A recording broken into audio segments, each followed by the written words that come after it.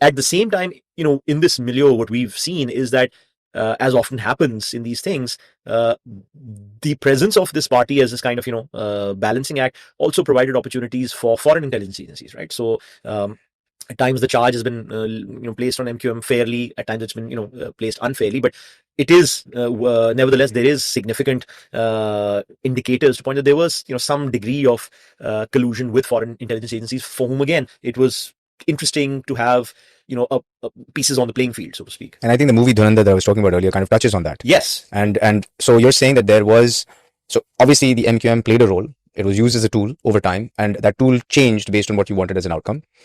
And eventually, when they got too big to sort of fit their own shoes, they were cut to size.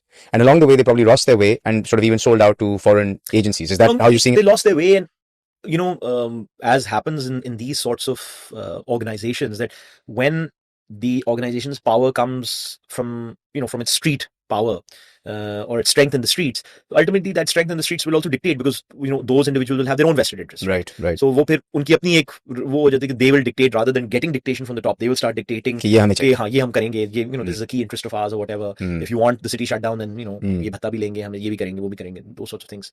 How much of foreign intelligence do you think is involved in Karachi? Was, let's say, 15 years ago and today? I think it's still heavily involved, certainly 15 years ago as well as today. And as you said, you mentioned this movie, Dhurinder or Dhurindar. Dhurindar, yes. To pronounce it. But essentially it is this sort of, telling, I would say it's essentially the Indian sort of establishment owning up to the fact that, yes, this was a legitimate tactic that we used to kind of foment unrest or, a breakdown of law and order in Pakistan's biggest city, right? And you find examples of this over the years fairly consistently, and for that matter, in various organizations, not just the MQM. Did you ever come across a foreign operative in your time? I did. There were several instances, several cases where, I can't divulge them for security purposes, but it was very clear that, individuals had been given tasking. And as I said, it's not just the MQM, to be fair, it was across the board. Individuals had been given tasking either to collect intelligence or to carry out targeted killings of people in Karachi. So Pakistani nationals were given tasking? Yeah. By a foreign intelligence, and that obviously being India. Yeah.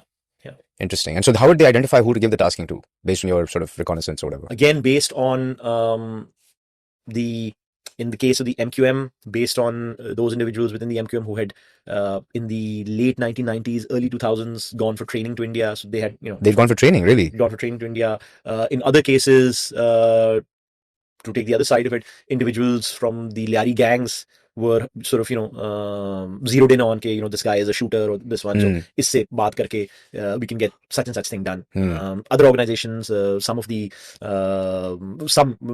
fledgling Baloch organizations as well, and where the Liari gangs come into it, because they, being ethnically Baloch, many of them had contacts with those Baloch organizations. So it's pretty clear that it was not restricted to one party. It has been pretty much an across the board thing. And as I said, I mean, it's not a case of us saying it.